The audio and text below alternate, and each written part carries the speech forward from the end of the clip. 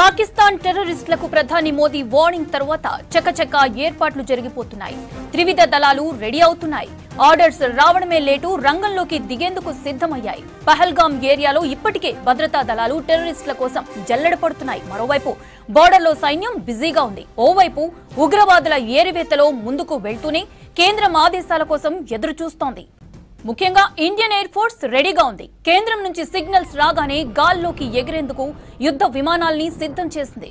ముందస్తుగా Indian air force exercise ఆక్రమణ్ చేపట్టింది. Central sector వ్యాప్తంగా ఆపరేషన్ ఆక్రమణ్ పేరుతో భారీ స్థాయిలో సైనిక విన్యాసాలు నిర్వహిస్తోంది.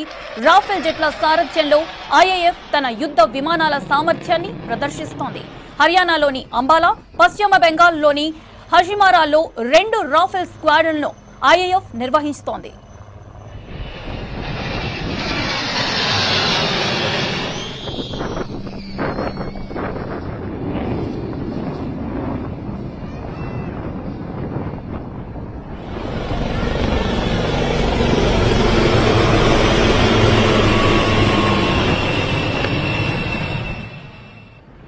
రాఫెల్ యుద్ధ విమానాలతో పాటు సుఖోయ్ 30 MK ఫైటర్స్, ట్రాన్స్పోర్ట్ ఎయిర్ క్రాఫ్ట్లు సైనిక విన్యాసాల్లో పాల్గొంటున్నాయి. సరిహద్దు ప్రాంతాలకు అతి సమీపంలో యుద్ధ విమానాలు తమ సామర్థ్యాన్ని ప్రదర్శిస్తున్నాయి. శత్రువుల కదలికలపై నిఘా సామర్థ్యాన్ని కట్టుదిట్టం చేస్తున్నాయి.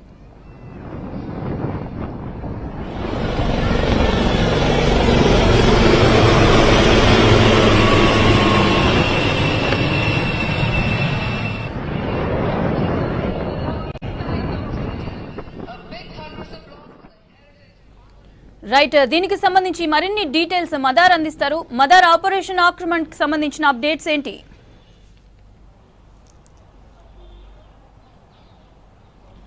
త్రివిధ దళాలు పూర్తి స్థాయి అలర్ట్ గా ఉన్నాయి. ఎలాంటి పరిస్థితులు కేంద్రం నుంచి ఎప్పుడు సిగ్నల్ వస్తే అప్పుడు రంగంలోకి దూకేందుకు కావచ్చు, లేకపోతే ఎట్లాంటి సిచ్యువేషన్ ఎదురైనా దాన్ని ఫేస్ చేసేందుకు అవసరంగా 3 త్రివిధ దళాలు కూడా పూర్తి స్థాయిలో సన్నద్ధమవుతున్నాయి. దాంట్లో air force, Indian air force కు సంబంధించి కీలకంగా ఎక్సర్సైజ్ ఆక్రమణ్ పేరుతోటి ఒక ఆపరేషన్ కి సిద్ధమవుతున్నాయి. వాటికి సంబంధించి రాఫెల్ సంబంధించినటువంటి యుద్ధ విమానాలు కావచ్చు, అలాగే సుఖోయ్ 30 MK ఇట్లాంటి ట్రాన్స్పోర్ట్ సంబంధించినటువంటి ఎయిర్ క్రాఫ్ట్ అన్నిటి కూడా విన్యాసాలు అయితే ప్రారంభించాయి.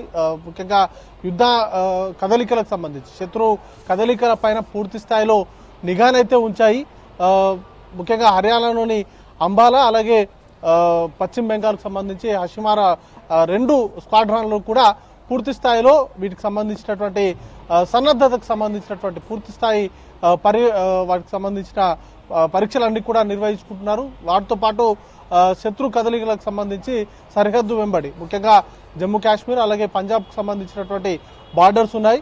వాటిలలో శత్రువులకు సంబంధించినటువంటి కదలికల పైన పూర్తి స్థాయిలో నిఘా అనేది కూడా పెట్టారు. ఇక పీఓకేకి సంబంధించినటువంటి ముఖ్యంగా ఉగ్రవాద స్థావరాలకు సంబంధించినటువంటి కదలికల పైన కూడా మరోవైపు నిఘా అనేది కూడా ఉంచింది.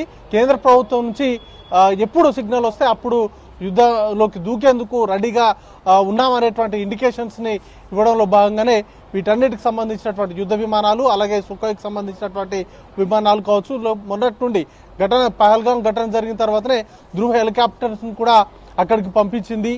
వారికి సంబంధించినటువంటి కూంబింగ్ సంబంధించినటువంటి ఆపరేషన్స్ లో పూర్తిగా వారికి సహకారం అందించేందుకు ధృవ హెలికాప్టర్స్ కూడా పంపించి వారికి సంబంధించినటువంటి కార్డన్ సర్చ్ లో కావచ్చు, లేకపోతే కూంబింగ్ సంబంధించినటువంటి ఆపరేషన్స్ లో కూడా ఈ విమానాలను హెలికాప్టర్స్ అయితే వాడుతూ ఉన్నారు. ఒకవైపు ఇండియన్ ఎయిర్ ఫోర్స్ కు సంబంధించి ఈ ప్రిపరేషన్స్ ఉంటే, ఇక మిగతా ఆర్మీకి సంబంధించిన జనరల్ ద్వివేది కూడా ఇప్పటికే శ్రీనగర్, జమ్మూ కాశ్మీర్ పర్యటనలో ఈరోజు ఉన్నారు. కీలకంగా అక్కడ ఉన్నటువంటి కమాండర్స్ తోటి కీలక సమావేశాన్ని నిర్వహిస్తున్నారు. పహల్గాం దాడి తర్వాత అక్కడ ఉన్నటువంటి పరిస్థితులు కావచ్చు, సైన్యానికి సంబంధించినటువంటి మోహరింపులు కావచ్చు, లేకపోతే ఇంటెలిజెన్స్ కు సంబంధించినటువంటి నివేదికలు, వీటన్నింటిపైన కూడా పూర్తి స్థాయి రివ్యూ అనేది కూడా నిర్వహిస్తున్నారు. మరోవైపు ఆన్ గోయింగ్ కూంబింగ్ ఆపరేషన్స్, వాటితో పాటు కార్డన్ సర్చ్లు కూడా బందిపుర లాంటి ఏరియాస్ లో కార్డన్ సర్చ్ జరుగుతూ ఉంది. దాంతో పాటు టెర్రరిస్టులకు అలాగే ఆర్మీ ఫోర్సెస్ మధ్య ఎన్కౌంటర్ అనేది కూడా జరుగుతూ ఉంది. వీటితో పాటు పెహల్గామ్ దాడిలో పాల్గొన్నటువంటి ఉగ్రవాదులకు సంబంధించినటువంటి జాడ కోసం ఇప్పటికే పూర్తి స్థాయి ఆ ప్రాంతం అంతా కూడా జడలు పడుతున్నారు. వాటితో పాటు స్థానికంగా ఎవరైతే టెర్రరిస్టులకు సహకరిస్తున్నారో లేకపోతే స్థానికంగా ఉన్నటువంటి మిలిటెంట్లను లక్ష్యంగా చేసుకొని వాటికి సంబంధించినటువంటి స్థావరాలను ధ్వంసం చేసేటువంటి కార్యక్రమాలు ఒకవైపు జరుగుతున్నాయి. దాంతో పాటు పాకిస్తాన్ నుంచి కవ్వింపు చర్యలుగా రాత్రి నుంచి సీజ్ ఫైర్ వైలేషన్ కి పాకిస్తాన్ పాల్పడుతూ ఉంది.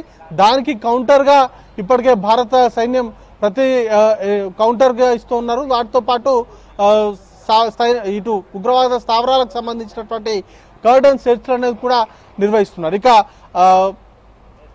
నేవీకి సంబంధించి కూడా ఆల్మోస్ట్ సముద్ర తీరం వెంబడి ఉన్నటువంటి పాకిస్తాన్ కి సంబంధించినటువంటి సరిహద్దులో ఉన్నటువంటి వీటన్నిటికి సంబంధించిన అంశాలపైన ముఖ్యంగా నీళ్ళ నుంచి కూడా దాడులు చేసేటువంటి అవకాశం ఉంటుంది. కాబట్టి అరేబియన్ సముద్రం వరకు కూడా పూర్తి స్థాయిలో గస్తీ అనేది కూడా నిర్వహిస్తున్నారు. మొత్తంగా 3 త్రివిధ దళాలకు సంబంధించి వారందరూ కూడా పూర్తి సన్నద్ధంగా ఉన్నారు. గత కొంతకాలంగా కూడా పీఓకే మీద దాడులు చేసేటువంటి అవకాశం ఉంది, లేకపోతే పీఓకేలో ఉన్నటువంటి ఉగ్రవాద స్థావరాలను లక్ష్యంగా చేసుకొని దాడులు చేసేటువంటి అవకాశం ఉందనేటువంటి ప్రచారం జరుగుతున్న నేపథ్యం ఉంది.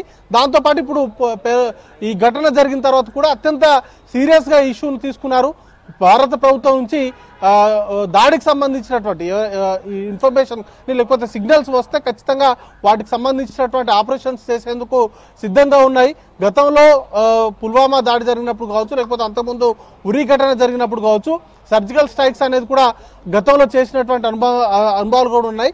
ఆ తరహా దాడులు చేస్తారా లేకపోతే ప్రత్యక్షంగా యుద్ధం తరహాలోకి వెళ్తారా అనే దానిపైన కూడా ఒక క్లారిటీ రావాల్సి ఉంది.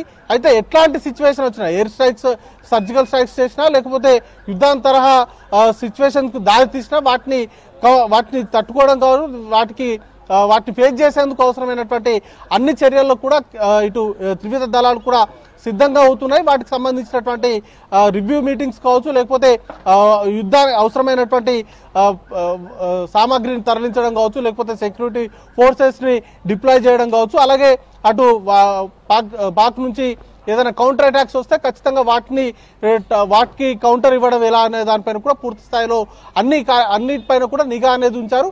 ఏ క్షణాన్నైనా కేంద్ర ప్రభుత్వం నుంచి గ్రీన్ సిగ్నల్ ఇస్తే వాటిని ఫైట్ చేసేందుకు సిద్ధంగా ఇవన్నీ గ్రౌండ్ అయితే ప్రిపేర్ చేస్తున్నారు. వాటికి సంబంధించినటువంటి రివ్యూ మీటింగ్స్ అయితే ఎప్పటికప్పుడు కొనసాగుతూ ఉన్నాయి.